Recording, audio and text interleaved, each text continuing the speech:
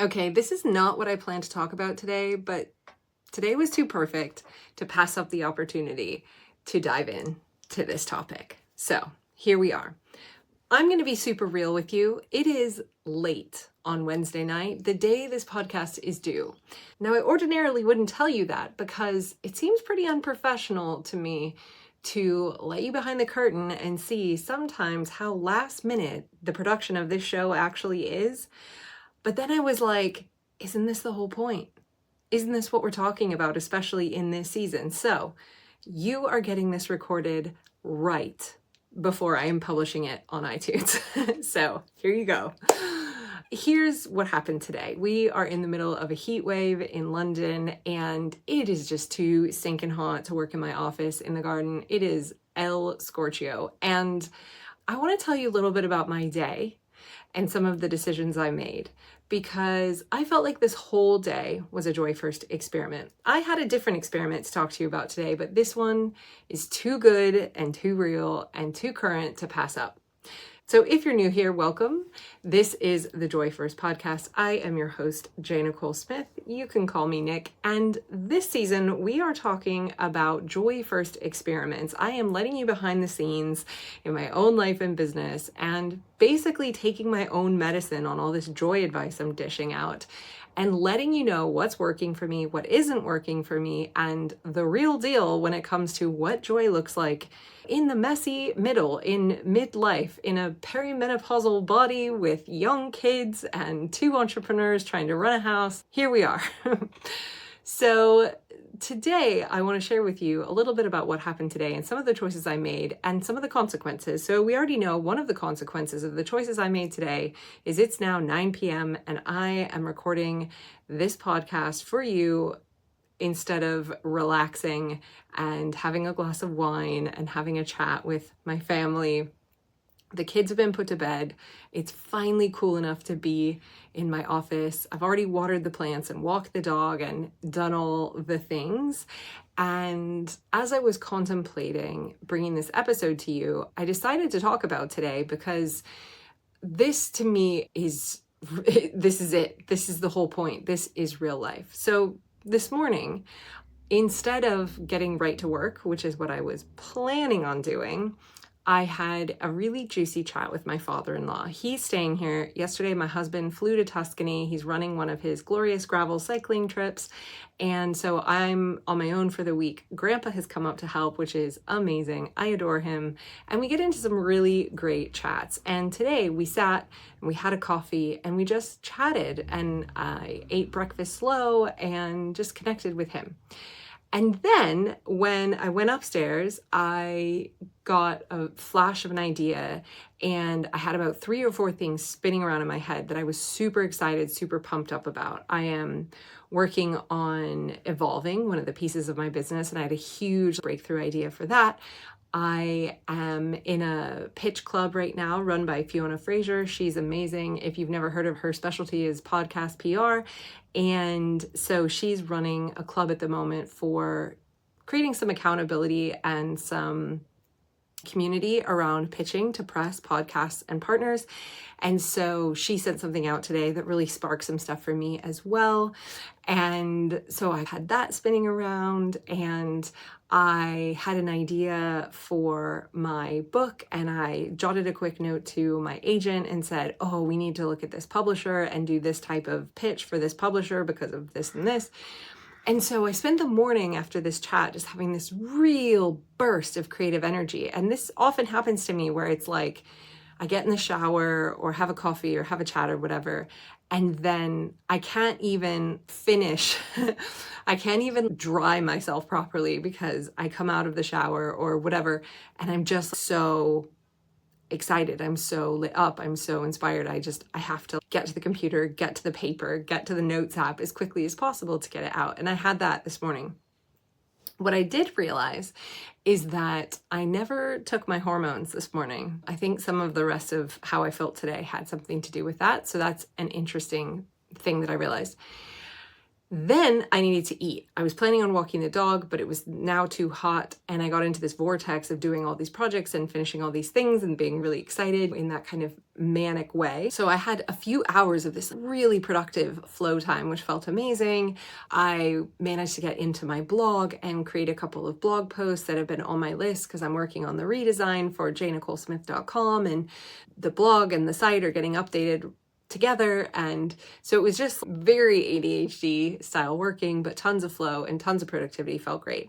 Then I realized I was super hungry. I basically hadn't eaten, and I think it was like 2 o'clock. I hadn't fed the dog. So went and had some lunch with my father-in-law, had a sandwich, and realized, oh my gosh, I need to go grocery shopping. We have no food. So I probably could have sent him, to be fair. I'm sure he would have been willing, but I felt like it had been a while since I actually did some meal planning in a shop, and my husband's not here, so he's not doing it. So I felt like I needed to wander the grocery store to figure out what we needed and what I wanted to cook or eat this week. So I hopped in the car, super hot. Oh my word, is it hot? And went to the grocery store and did my shop, and realized when I got there that my head was a mess. I was struggling to focus. I had no idea what I needed. I had no idea what I wanted. I had no idea what day it was. I was not on point. So I did the best I could. And this was really interesting with the shop as well, because I noticed myself beating myself up in the shop of like, why didn't I write anything down? Why didn't I look anything up? Why didn't I do a meal plan before I got here? I don't know if we have this or that thing. I know we need coffee. It, I think, was a continuation of very kind of ADHD energy, now informed by the fact that I realized I hadn't taken my hormones today. Don't know if that played a part. And I just did the best I could. And I remember having this chat with myself in the shop of just do the best you can. Just do a top up, just get some things. It'll be fine. We'll figure it out. It's not the end of the world. And I really noticed that my compassionate side was chiming in with support and kindness and ease, which is interesting because that's not always the case, but it definitely has been more the case this year than it was last year. So get everything in the car, obviously grabbed loads of ice creams and ice lollies for the kids, made sure we had something for tea, got all the basics, got it in the car, got home. I realized I had put this off just until about school pickup time. So when I got home with the groceries, the kids were home from school. Grandpa had picked the kids up, and I was like, shit, there goes my day. I thought I was going to come home and record this podcast and do 2 or 3 hours of work, but the kids are here and I'm unloading the groceries, chatting with the kids, and then their friend knocks on the door, and I was like, okay, so friend's coming to play, and then realizing I needed to make tea, and this all just cascaded into doing a picnic tea for the girls in the garden, making tea for the friend who was here. Then they wanted to have a water fight, so getting them all in their swimsuits and towels and sunscreen and the whole cleaning up the picnic and feeding the dog and tidying the kitchen and just doing the things you do in the afternoon and evening with your kids. And I had this sense of this podcast isn't happening today. This podcast probably isn't happening today. And I was like, no. I refuse to accept that because I've made a commitment to this audience, to this podcast. I will record today. I just don't know how or when that's going to happen. But I did notice I didn't have tremendous anxiety about it. I didn't stress about it. I didn't freak out about it. And I was able to be present with the girls. And again, I probably could have had Grandpa take over, but it just felt like more appropriate that I was in charge, and I had this idea for tea, and I was presiding over the water fight, which I didn't think Grandpa would be interested in. And then this all cascaded. The friend's sister was going to prom, and so she ended up staying late with us because her mom was dropping off her sister at prom. And the girls ended up having a slip and fall in the garden, so they hurt their ankles. And my daughter in particular was saying she couldn't weight bear on her foot. And so I'm putting the friend in front of the TV while I can go check out what's going on with my daughter. And then my other daughter's kicking off because she wants the attention and she wants to watch TV, but it's already way past her bedtime. And so sort of unraveling the way the night ended and a bit of the chaos of a bit of everybody's hot, everybody's tired, Now we've got injuries. Do I need to take my kid to the hospital? Does she need ibuprofen? Does she need an ice pack? All of that. We got it sorted. Cooler heads prevailed. And then mom came to pick up the friend. We had a great chat and a bit of a catch up. And in the back of my mind, I'm still like, I need to record this podcast. I need to record this podcast. But again, I was present and I was able to enjoy this afternoon and not be crappy to my kids and not just hand off to grandpa. And it was a really lovely day. Then I realized I am putting the kids to bed, always a project, right? And I still need to water the garden and I still need to walk the dog.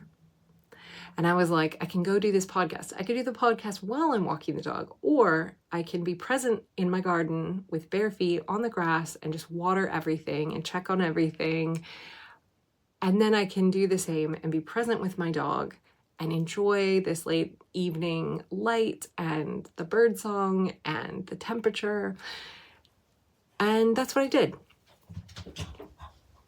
My dog has just run in here and joined us. You'll probably hear her because she's a Frenchie and she's loud.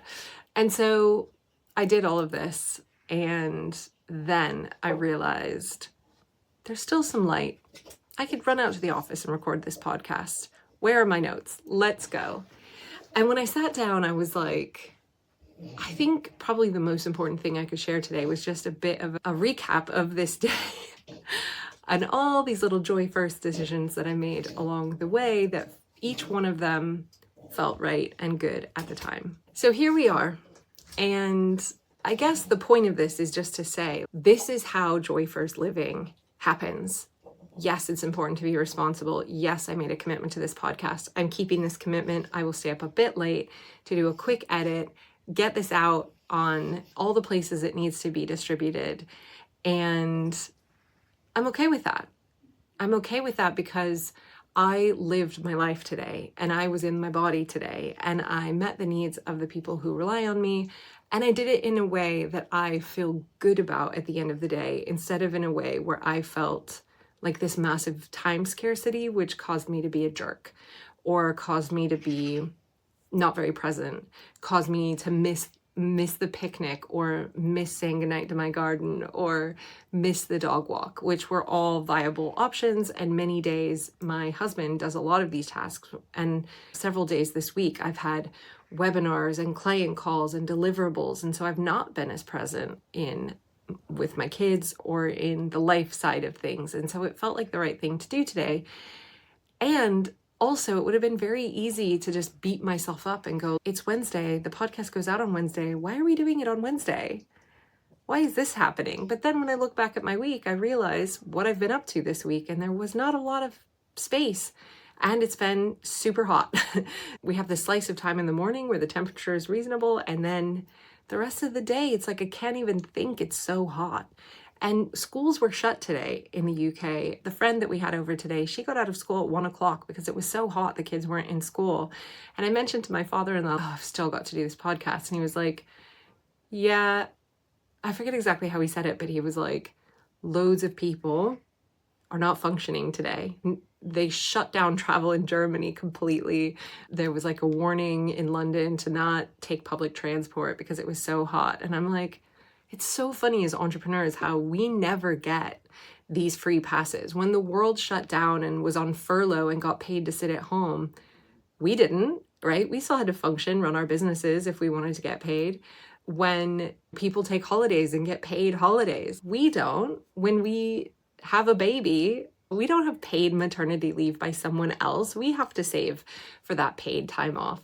And so I feel like it's so easy to get into the trap of not letting yourself, quote unquote, off the hook, even when other people are getting rest, getting holidays, dealing with extreme weather by doing reasonable things like not going to work or not going to school. And it's so interesting how those things never seem to apply to us entrepreneurs and how we hustle and grind anyway.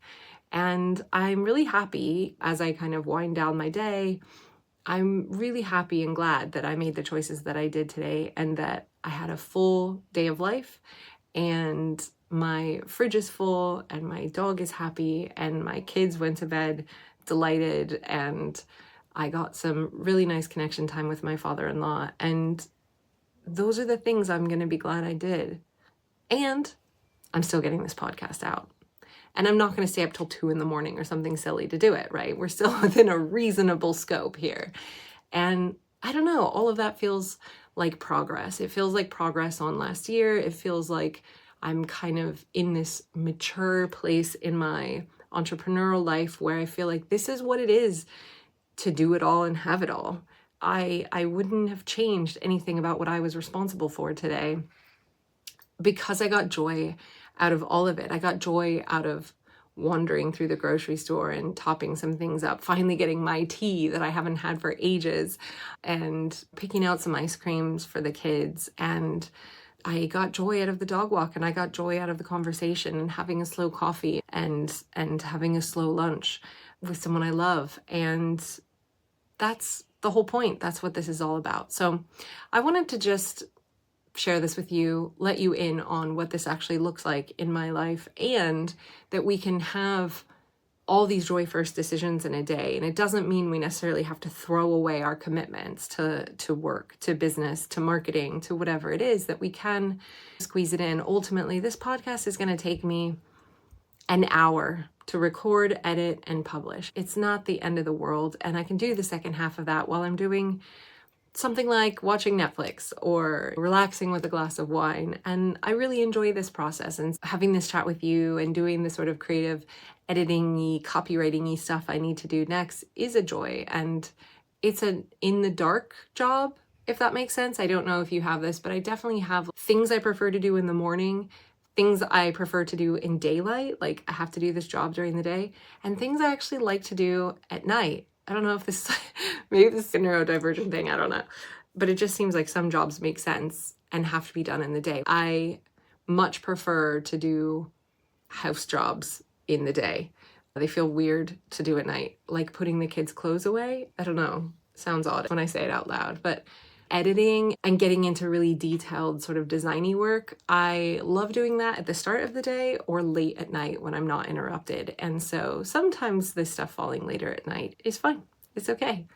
So there you have it, a fairly spontaneous, off the cuff joy experiment for you. I'm not even sure what I'm going to call this experiment. Living life, keeping it real, doing joy of the journey, maybe, is what this is about. It's not letting joy be this thing that we put on a pedestal or this thing that is separate from our commitments or our chores. It's integrating it in and making joy first choices that might maybe seem a little irresponsible. It was maybe irresponsible, I say with air quotes, of me today to prioritize these other things when I had work to do. But guess what? I love this podcast, but I don't love it more than my kids. I don't love it more than my father-in-law. I don't love it more than providing for my family when it comes to making sure they're fed and watered and that there's fun for them when they come home from a long day of school. So the balance of that and the prioritizing of that, I think, is important. And I want to reflect and remember that it was nice to not have that judgy clipboard carrying lady in my head today. The lady in my head today was quite kind and quite compassionate and let me get away with making these joy first choices without riding me too hard, without too much judgment or too much criticism. And I feel like all of that is leading to me ending the day feeling really satisfied and glad that I made the choices that I did. This is not an earth-shattering, hugely memorable day. It's just a Wednesday in June, just like any other sort of warm weekday.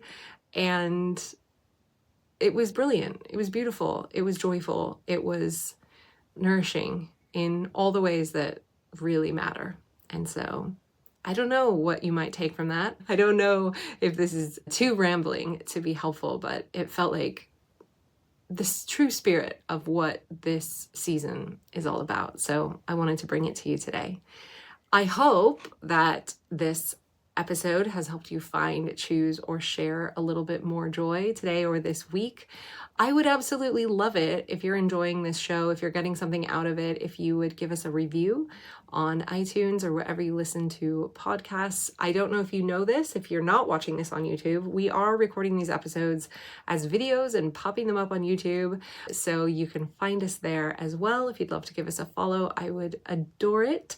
And I will see you next time as we dive into probably a more planned conversation about Joy First experiments that I'm running in my life, how they're going, and some reflections for you on what I'm learning about joy from the doing, from the research for my book, and everything else that I'm working on. So hope you have a great week, and I'll see you next time.